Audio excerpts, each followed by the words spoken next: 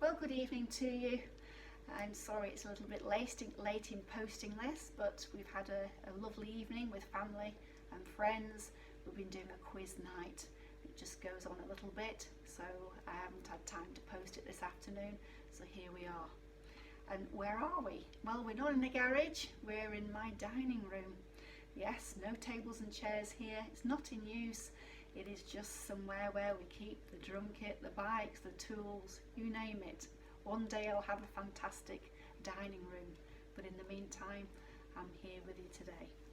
So what have I got for you? Well, I've got Jehovah-Shalom. The Lord is peace.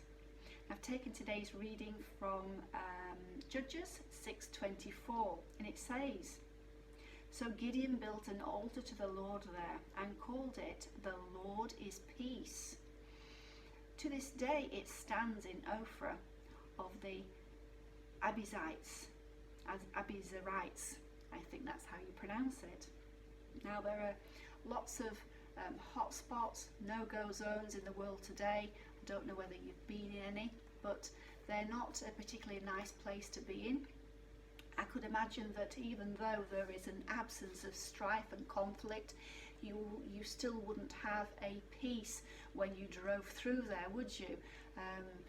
Not only do your eyes see perhaps the damage that has been caused, but you might feel a heaviness, and I certainly wouldn't have a peace about it.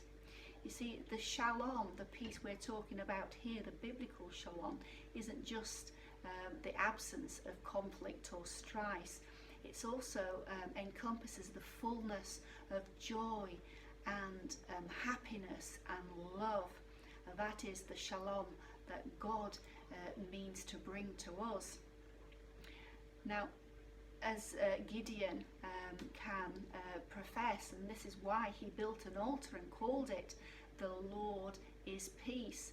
He had many conflicts, and once the conflicts and the battles were won, he could then proclaim the defeat over the enemy, and because he felt no longer threatened or having his enemies looming over his shoulders, he had an inner and spiritual peace, and he recognized that this peace was special. This godly peace was so special that calmed his spirit. He made a monument, an altar to God. Now, I know that we're all in different circumstances, but we can ask this question, can't we? I mean, today, for example, I live in a pretty peaceful area. There's no bombs going off or conflict of the sort, and given the fact that we're in this situation, the government has furloughed a lot of people. I'm furloughed myself, and there might come a time where I don't have employment, but at the moment I have employment security. I've also got financial security while those payments are coming in, so I can really count those as blessings, and so I can have a peace at mind. For at present I can still pay the bills, but the peace I'm really talking to you about is a godly peace, the peace that as Christians, when we receive Jesus, who is called the Prince of Peace, we can really experience the fullness of what God has given us through Jesus Christ when we accept him to our lives. So I hope that's been a blessing.